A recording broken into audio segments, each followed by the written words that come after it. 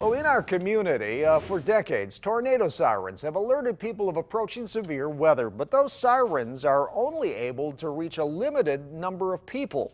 Storm Team 5 meteorologist Chad Raithlisberger takes a look now at how Outagamie County is helping people take advantage of better ways of receiving severe weather alerts.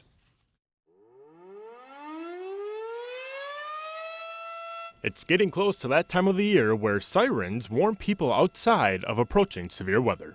Our policy here in Outagamie County is to sound the sirens when the National Weather Service issues that tornado warning.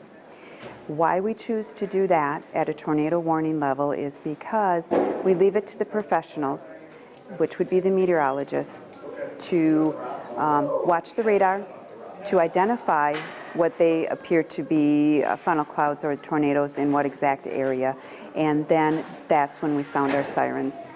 There are areas where the tornado sirens will be used for severe thunderstorms as well, but Outagamie County believes it's best to only sound them when a tornado warning is issued.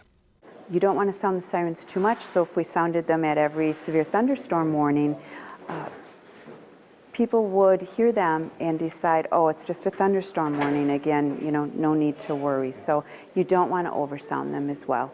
And in a time where technology is all around us, emergency management urges residents to have multiple ways to get weather alerts. What happens is people think, like you just said, I didn't hear a siren. So you need to have multiple tools in your toolbox to aid you in any situation. So if you're home at night or home during the day, that NOAA weather radio is going to sound at a severe thunderstorm warning and at a tornado warning. That will wake you up in the middle of the night. Reporting in the Fox Valley, Chad Raithlisberger, Local 5 News. And you can also get the latest warnings anywhere you go and for any season by downloading the Storm Team 5 weather app.